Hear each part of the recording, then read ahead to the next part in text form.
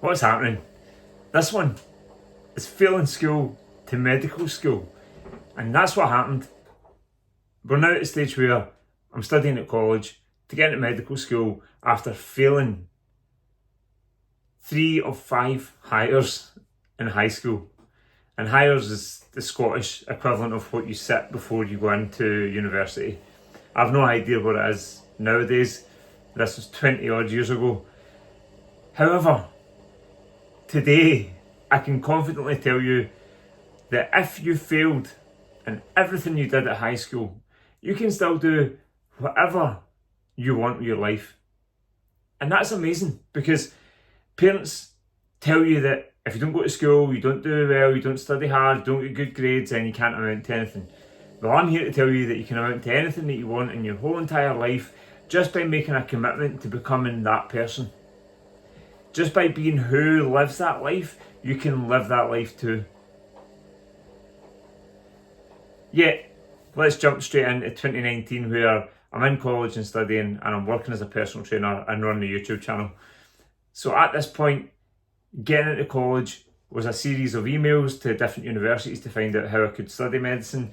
And then it was finding out the colleges that did these access to medicine courses, applying to them, interviews at them, and picking the one that I wanted to go to. And then starting on that journey. Starting on a journey I hadn't studied any sort of maths, English, biology, chemistry in, like I said, 20 years. And here I was, deep into studying, like a student, a better student than I ever was, because I really wanted it. And that's something you have to take into your life. When you commit to something, you have to really want it, and you have to do whatever it takes. And the reason why you keep falling off is because you're not willing to do whatever it takes. You're willing to do as much as you can. And as much as you can is not whatever it takes. So here I was, studying these subjects, having to get 80% plus, a solid A, to get even the opportunity to apply to medical school, to continue in the course. And these exams would happen at the end of each term. And at the end of each term, if you didn't pass them, you weren't going to medical school, it was done. So there's that pressure in the environment, but also the opportunity. And what I focused on was the opportunity, because I knew what I wanted out of it. And on top of that, you've got UCAT, or UKCAT as it was called. It's the UK Clinical Aptitude Test. And that's what you have to sit to get a score, which then determines which universities will accept your application. So at the same time as studying these subjects, I've then got to study the UKCAT test, and it's different sections, and you have to study the questions, and the way you study them is just to practice them as many times as you can, to see what turns up and how the questions are presented, and then what answers are looking for from those questions.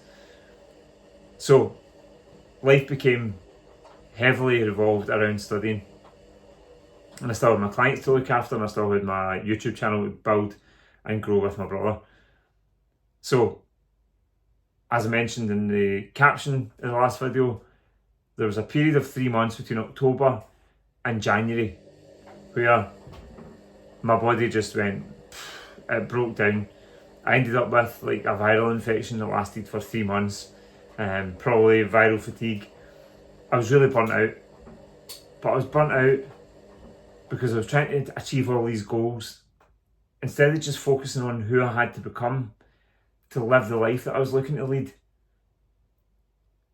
And I assure you that if you just focus on that, and you focus on the actions every day that that person would take, instead of always focused on the goal.